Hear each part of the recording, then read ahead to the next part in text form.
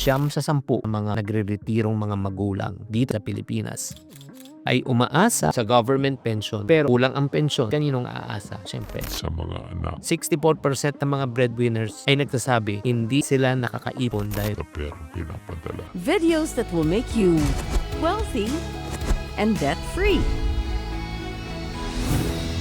Chinky, gusto kong tumulong sa magulang ko pero gusto ko rin mag-invest para sa future ko. Ano uuunahin ko?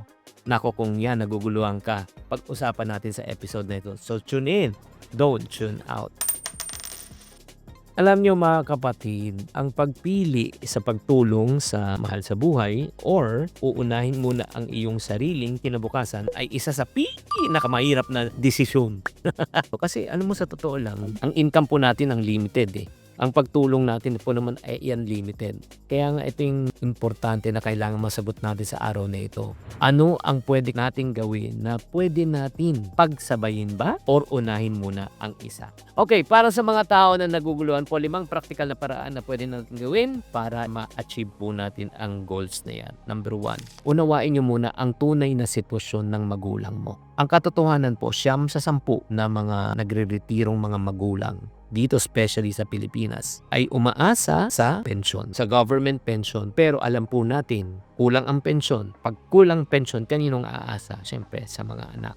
Kaya tanungin po natin ang ating sarili, sapat ba ang pensyon ng iyong mga magulang? Gaano ba kalaki ang kailangan nilang suporta? Baka yung hinihingi na po nila, hindi na po yung pangangailangan. Baka napunta na po sa kagustuhan. Temporary lang ba to o long term ang obligasyon? Katulad ni Carlo, no, isang 27-year-old na engineer. Gusto niyang simulan ng kanyang investment, pero nahirapan siya. Gusto rin niya mag-invest. So, gulong-gulo siya. Anong ginawa niya? Imbis na binigay niya lahat ang kanyang kita, tinulungan niyang makahanap ng negosyo ang kanyang ina. Oo, di ba? So in other words, nung nakahanap ng negosyo ang kanyang ina, pinuhunan niya to, nagkaroon ng extra income ang parents at di na siya inaasahan. Napakagandang diskarte yan. Pangalawa, para matulungan mo at makapag-invest ka sa sarili mo, syempre, mag-set ka rin ng limit para pagtulong na binibigay mo. Statistics, 64% ng mga breadwinners ay nagsasabi, hindi sila nakakaipon dahil nga sa perang pinapadala. Kaya mag-set po tayo ng tinatawag na family budget. Magkano pwede mong itulong lang? O maglagay na limit, 20%, 30%, 40% ang pwedeng padala. Hanggang dun lang. At syempre, pag-usapan nito. Hindi porket anak ka, ikaw na ang may sariling tangang obligasyon. Tatandaan nyo, hindi lang ikaw anak, 4 kayo o 3 kayo. Bakit kaya ano? Pagka bigayan, ikaw lang. Pero pagka hatian, di ba lahat? Yan yung mga usapan eh, di ba? Pagka tinutulungan niya, no? Uy, tagal-tagal na ni mama papa sa akin na, kunin niyo naman. Pero pag may ipamamana, ang usapan naman, o tagal-tagal na ni mama papa sa'yo, pahiram naman. O, di ba? Yan lang po ay isang biruan. Pero may laman. Pangatlo po, ito para naman, syempre hindi ka naman ma-stress ano ba talaga uunahin mo pag-i-invest, pagtulong. Unahin mo na ang pagbuo ng emergency fund. Alam nyo ba, 16% lang ng Pilipino ay may sapat na emergency fund. Yung tuwing nagkakaroon ba ng mga kalamidad, bigla ang may dudukutin. Kaya nga, ito lang mga friendship ha. Bago pa tayo mag-usap sa pagtulong sa iba, bago ka pa mag-usap, mag-i-invest ka ba, unahin mo muna ang emergency fund. Bakit po? Kasi pag in-invest nyo po ang emergency fund, pag nagkaroon ka ng emergency, hindi mo pwedeng hatakin yung perang yan. Lalo na kung in-investment mo bumaba, di palugi na. Ang goal kasi na pa tayo nag-invest, patubuin. Imbis na tumubo, nalugi.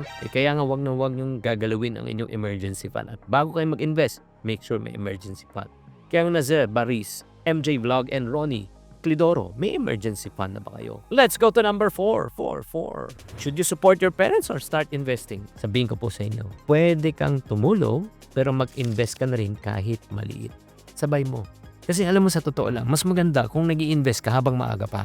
Kasi meron tayong tinatawag na principle of the compounding interest. Interest earning upon interest, upon interest, upon interest. Kung mas maaga, mas malaki po ang pwedeng kitain. Kaya kahit na mag-umpisa ka lang sa maliit na halaga, simulan mo. Ang pwede mong gawin, ito suggestion lang, 70% para sa expenses mo. Tapos 20% para sa savings mo. And 10% pwede mo i-invest. Depende yan kung anong diskarte mo. At syempre, pang-5, susuporta ba ako agad sa magulang ko o mag-invest na ako? Ito, ang ultimate goal po natin is not to make our family dependent from us, Ang ultimate goal po natin is to make them independent from us. Ang pinakamagandang tulong na maibibigay po natin, hindi pansamantala pero pangmatagalan. Bakit? Because you cannot solve a permanent problem with a temporary solution. You can only solve a permanent problem with a permanent solution. Kaya tulungan po talaga natin na maghanap na extra income. Turuan natin sila paano mag-budget. I-educate natin sila about planning, retirement planning, or financial planning. Kaya kung kayo, people out there, especially kung OFW ka, hindi mo alam kung paano mo talaga uumpisan, gagawin ito, gulong-gulo ka, confused ka, let me help you. Marami kasi nagtatanong sa akin, Chinky, do you do one-on-one coaching session? The answer is yes. So if you need a coaching session with me, all you need to do is just fill up a form. Maglalagay ako ng link there. And then FYI, this coaching session is not for everyone. Dapat may qualification. May certain amount of money ka nang kinikita. Kasi kung hindi ka pa kumikita ng certain amount of money, wala tayong pag-uusapan, wala tayong ika nga ima-manage. Kaya make sure before you join the coaching session, the one-on-one coaching session, dapat meron po tayong target na income. So fill up the form so that you will know. Again, uulitin ko mga kapatid, hindi mo kailangan mamili kung susuporta ka ba o mag-i-invest. Ang kailangan lang, may tama kang strategy. Kapag naging financially stable ka, mas marami kang matutulungan. At ang pinaka-best ulit na regalo is to teach them to become financially independent. Kaya anong tanong ko po sa inyo, anong ginagawa mo naman para mabalanse mo ang pagtulong at sa pag-i-invest? Paki-comment na lang po sa comment section. Sana nakatulong tong episode at naliwanagan po kayo. Tatandaan, tamang karunungan, tamang disiplina po ang susi sa pagyaman.